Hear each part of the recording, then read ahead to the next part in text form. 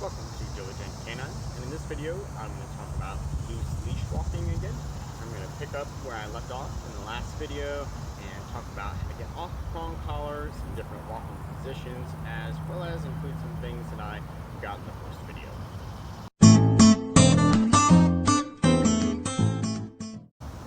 Let's start by talking about some different walking positions. So this is a question that comes up sometimes, and it's a pretty good one, about the difference between heeling and just walking on a leash. So the answer is no, my dog doesn't stay in a heel all the time when we're just walking out about on bathroom breaks and just casual walks.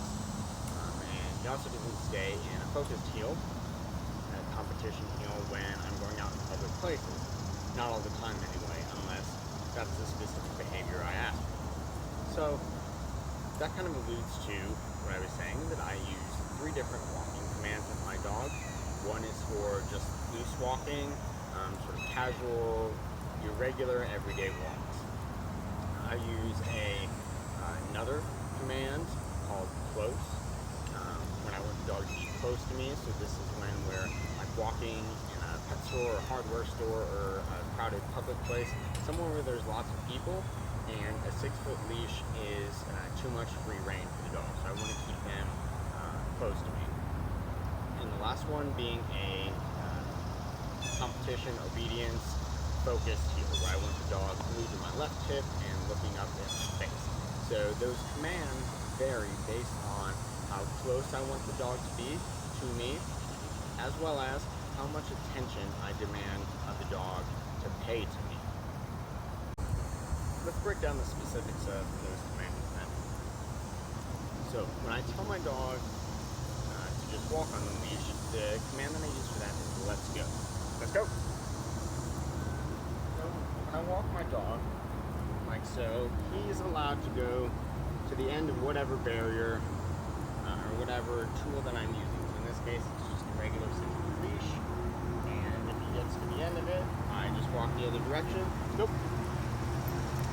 Let's go. And he's allowed to come with me. So obviously, as I mentioned in other learning videos or videos on learning theory, you teach the dog to do this by marking and giving a reward when the dog changes direction and comes back to you. So that's the let's go or your regular walk command. The next walking command that I use, as I mentioned, is close, meaning I want the dog to perform what's sometimes called a contact heel. In other words, I want the dog to stay in contact with me, and I want the dog to stay close to me. So specifically, I want the dog to not be 6 feet away, but probably 2 or less than 3 feet away. So within arm's reach, where if there was a situation, something unpredictable would happen, another dog darts at my dog from around the corner, from a store, something like that, I would be able to grab and restrain my dog manually if necessary. I wouldn't give the whole rein of the leash, or I wouldn't trust the leash to stop that.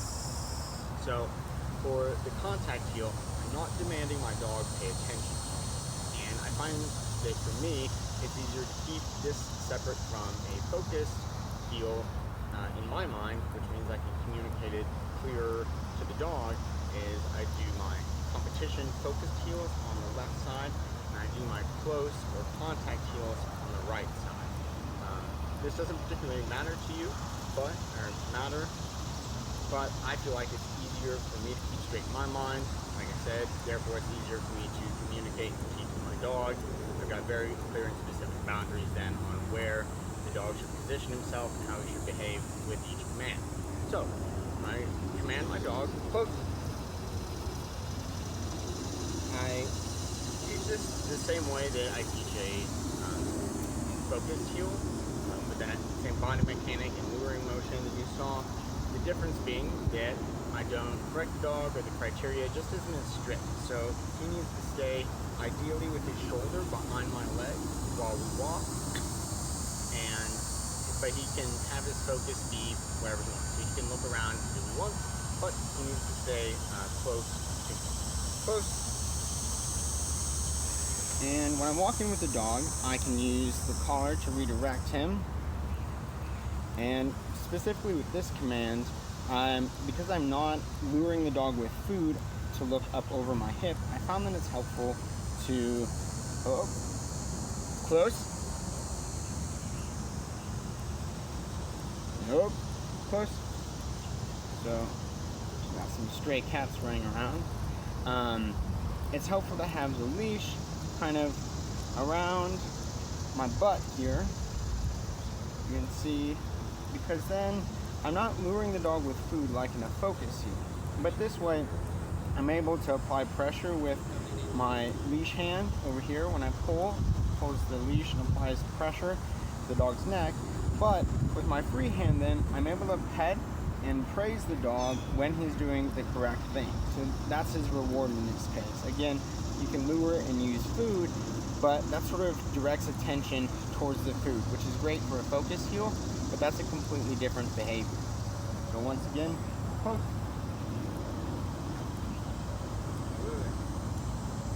Oh, poke. And using leash pressure, poke. You can direct the dog. Good. Poke. Good.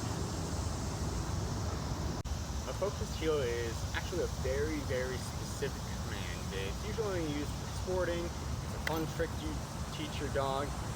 It's great to build engagement and focus and the relationship with your dog as well.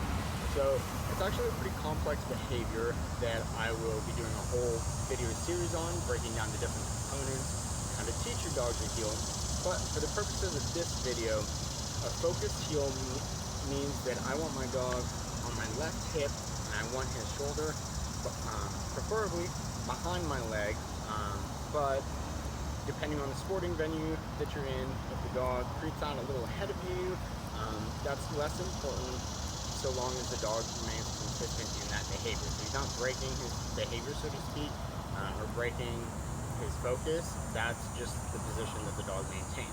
So the important key components here are that the dog is on my left hip, he stays close to me, and his focus is up at my eyes. And I'll show this, like I said, in these different feeling videos, how to manipulate that behavior with toys and food and things like that. So, this is what a heel looks like. Puss! Again, you can see his focus. It's a little out of position, but I'm standing on instead of a hill here. I do have the leash behind me, and for this command, I keep it over my shoulders so that I can apply a little upward pressure and direct the dog, remind them to look up at me. So, in this case, puss, watch, good, puss, good, yes.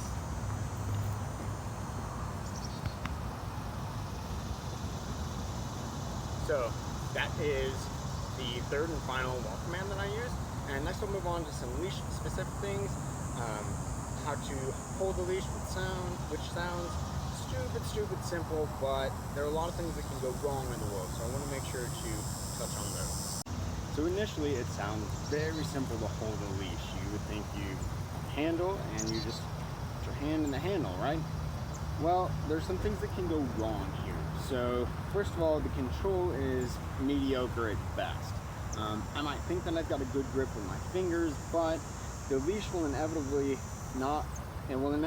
pull into just my fingers, and that means I'm trying to just hold it with my 4 fingers here rather than with my thumb, which is at least as strong as a couple fingers by themselves.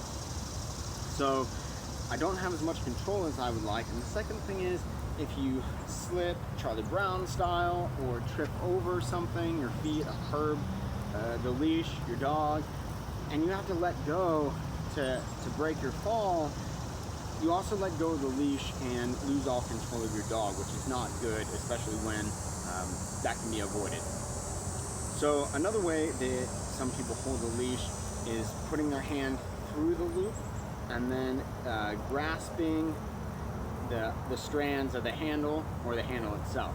Now this gives pretty good control, and I do this sometimes with different different types of leashes, nylon ones, but with the leather ones, it's super stiff. So I don't have a very good grip here. I'm really only gripping with my thumb and index finger. So I've got control. I can post out if I fall or something, but it's just not very comfortable. And I don't really like it for that reason. So moving on, the next thing that someone might try is like a girth hitch, where one end of the leash is fed through the handle to make a sort of slip loop. And this offers a ton of control, but it's almost too much control. My hand isn't really doing anything here. It's not comfortable to hold if I do try to hold it with my hand. And if I fall, I'm able to post, but there's so much control over the leash that if my dog is pulling while I'm falling, my hand is manipulated as well, and I fall on my face, and I don't want that to happen.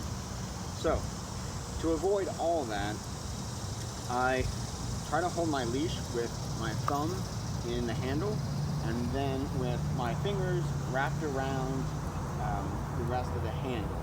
This gives great control.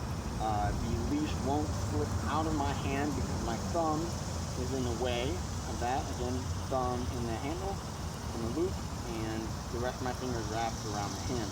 So I've got really good control here to restrain my dog if needed. It's comfortable to hold and just walk like this in a very natural position. And then also is conducive to some of the hand positions that I'm going to talk about in a minute here.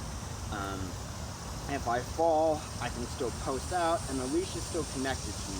Yes, it's only on my thumb, but I don't release total control of the leash when I have to break my fall. So again, I prefer to hold my leash with thumb in the loop and fingers wrapped around the handle.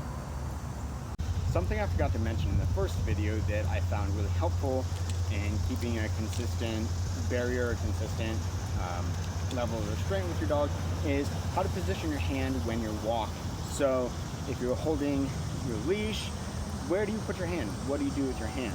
If your dog is pulling on your leash, and sometimes you are able to stop the dog when your elbow is pinned at your side, that's one length of distance, but sometimes the dog might pull your arm all the way out.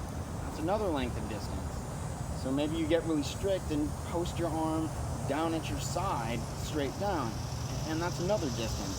So that's 3 different variables of distance for your dog to try to remember. Which one are you trying to communicate as the appropriate walking distance? And that's something that you need to figure out, and I've got some tips to help with that. The first thing I'll say to help with maintaining a consistent hand position is to use your pockets. So the pockets on your pants are a great tool. So for this, I will start by using my front pocket, and I'm going to put my thumb inside the pocket like this, and I'm going to pinch over my thumb inside my pocket like so. So my thumb goes in the pocket, and my index finger wraps over my thumb. And this is very comfortable. You're not doing anything too difficult with your arms that is going to make walking awkward for longer walks or things like that. It's very easy to just pinch your pants with your thumb and index finger inside your pocket, with your thumb inside your pocket while you're walking. So this works great if you have jeans, but if you have on swishy pants, hiking pants like I have, the fabric can move around. So to try to compensate for that, you simply move to another pocket. So I can put my thumb in my back pocket, and the fabric wrapping around my butt will take away some of that slack. It won't be as much as the pocket moving on the side of my pants. So that can help, and it's still not terribly awkward to walk like this. If you need to, you can go all the way to the other pocket on the other side, or put your hand on your hip like so. And this is a little more awkward to walk, obviously with your hand behind your back. So it might be something that you only do in training sessions when you're training your dog to walk. So obviously that is something that's pretty foundational in managing your dog's behavior that you're going to want to take care of before you start walking your dog out in public or going on longer hikes or longer walks or things like that. So this position with the arm on the opposite back hip might be helpful when you're teaching your dog, and then as they sort of get the hang of it, you can move to something that's a little more comfortable and sustainable for you. The last thing I want to talk about is how to get off a prong collar, which I advocated for the use of prong collars in the first video. I also advocated for backing up your collars and made a video on how to do that yourself. My backup in this case is an e-collar that I've got on Dean, so that's my backup here should the prong collar fail and pop off like they do sometimes. So eventually I'm gonna start off by walking my dog with both collars, the backup and the prong. And as my dog starts to pull less and less, the way I get off the prong collar is to still put the collar on and apply a second collar. So whether that's an e-collar or a flat collar, whatever you plan to walk your dog on most of the time. And the reason you want to put both collars on is so the dog doesn't become quote-unquote collar wise. So we don't want the dog to think that he only has to walk appropriately when there's a prong collar. So the way we teach that is by still connecting to the prong collar, but adding a second collar as well. So once you've done some walks with that, you can still apply both collars. Dean, sit. Oh, come on, lazy bone. Ugh. So you can apply both collars, but you're not connected to the prong collar. You instead connect to the flat collar. Okay, so the dog is still wearing the prong collar, so it still thinks it has to behave because it's going to get poked or pinched rather if it pulls on the leash. This is a great transition because if the dog does start to pull on the flat collar, you simply just connect right back into the prong collar and let the dog know that that's not okay. So this is sort of that gray adjustable middle ground where you can teach your dog and adapt to the different collars. You're able to switch back and forth to adjust the amount of control you need over your dog, and eventually then once you're just connected to the flat collar, the dog's doing well on that, you can remove the pinch collar altogether. The last thing I'll throw in is that don't be afraid to go back to an earlier step, whether that is with both collars or with just the pinch collar and a backup. If you move or you're in a new place, different stimulus can affect different dogs differently. So there's no harm. In fact, it is a great responsible and adaptable attribute for you to be able to adjust to the needs of your dog. Don't let your ego get in the way of your ability to manage your dog's behavior. So thank you for your support on patreon.com/diligentcanine, and remember to subscribe and support military and working dogs.